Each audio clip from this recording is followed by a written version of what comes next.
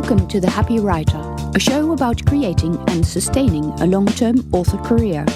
My name is Patty Jansen, writer of science fiction and fantasy. I've published independently since 2011. This show covers motivation, diversification, learning new skills, and your place in your career. Come on in and be happy.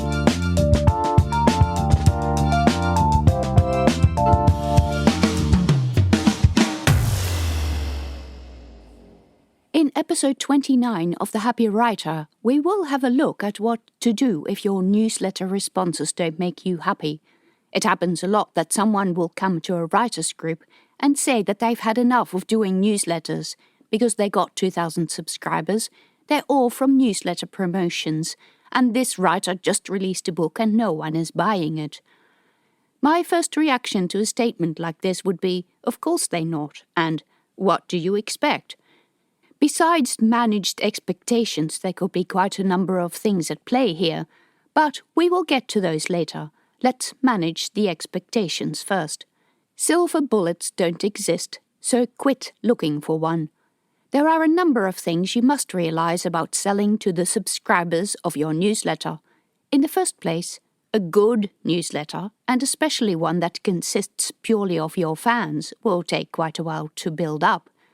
Whether you do this through the process of taking in people through giving out a free book and turning them into fans, or wait for fans to sign up through a link in the back of your books, both processes will take quite a while. In the latter case, your newsletter is likely to remain very small, and its effect on your sales at release minimal. In the first place, you will have many readers on your list who have not read any of your books. So if you release a book that's a later book in a series, of course they're not going to buy the latest book because they haven't read the first one yet. Whether they actually will, and will then read the second book before getting to the third one that you just released, well, that's an entirely different question. Don't write these people off as useless, though. Which brings us to the next point. Using your newsletter as a way to sell books is a matter of managing expectations. If someone says they have 2,000 people on their list and they got these people from BookFunnel promotions, they sent out the latest release and only 2 people bought the book, well, I'm sorry, but that's pretty typical. It takes a while to turn these people into fans. Many of them you will never turn into fans, so you need to employ a cleaning process and cycle many readers through the list before you have a group who is waiting for your books. On top of this, your click rate doesn't tell you how many of those people actually bought your book. Not even the open rate tells you a lot if your subject line is any good. If the subject line is a new book by you and it is clear what the title of that book is, then they don't even need to open the email. To go straight to their preferred retailer and just buy the book there. People are, in general, being trained not to click links in emails, so many people simply don't. Unless your sales are completely non-existent, it's simply impossible to tell which sales actually came from your newsletter. The most important thing you should know is that building a newsletter that is responsive to your new releases takes time, whichever way you do it. But does that mean that you should only get people to sign up from the back of your book? It doesn't mean that at all, but you have to understand that the two are very different methods and require different processes. The people who sign up from the back of your books are readers and fans. We understand this instinctively. But you can't treat the people you get from promotions in the same way and expect the same from them.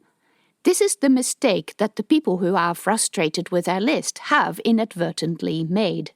But let's look at some positives about the people you get from promos. They're willing to give you a chance to sell yourself.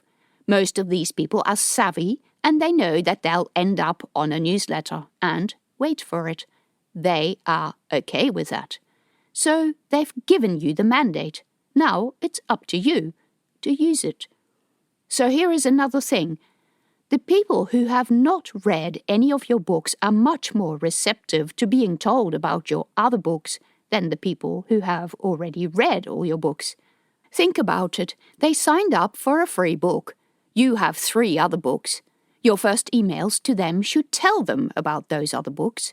They're almost certain not to have read them. These people are less likely to react to new releases because they haven't read anything else yet. If you want people to react to just your new releases, you should have a new releases only section of your newsletter. But what to do when you are in general unhappy about the reactions your newsletter gets? How do you fix a broken newsletter list? The first reaction most people will have is to get fearful and cull a bunch of people that are not opening or clicking any of your links. And as you can probably guess, I don't think culling is a good idea. In my experience, I've never had any culling exercise lead anywhere good. What metrics are you going to use to determine whether someone goes or stays? The email provider's metrics are rubbery.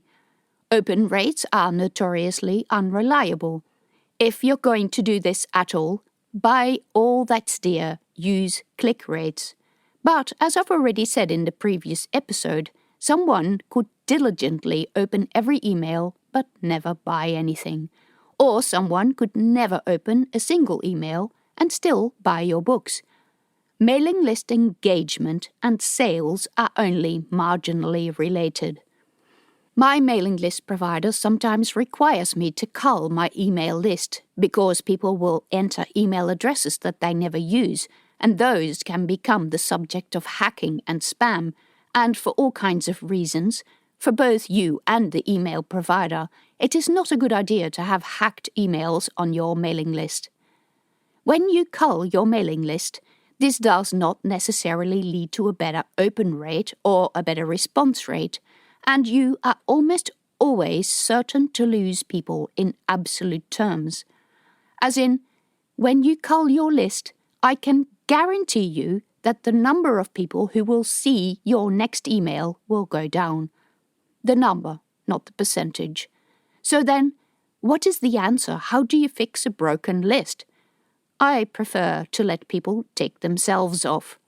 If you only email people once every so often, start emailing them a bit more so that they will notice you more and they either become more engaged or they get annoyed and unsubscribe. Make your emails really clear about what you want people to do. You don't want them to open your emails. You want them to buy your books. What you must absolutely do is quit comparing open rates with other authors. Having a newsletter is not a competition, and it is definitely not a competition for open rates. Lists mature, and as people have been on lists for longer, they will open fewer of your emails. That doesn't mean they don't appreciate them. You're just no longer the hot, shiny new thing. The very large newsletters will have the lowest open rate, but again, if you announced a new book and the subject line is clear, they don't even need to open your newsletter in order to see what the title of the book is. This is a long game, and it is also not a competition with your fellow writers. If someone else says that their open rate is 50% and yours is only 25%, that is no reason to feel embarrassed. In terms of the email marketing industry, 25% is still quite a good open rate, but even so, even if it was 15 or 10%, it is not a competition.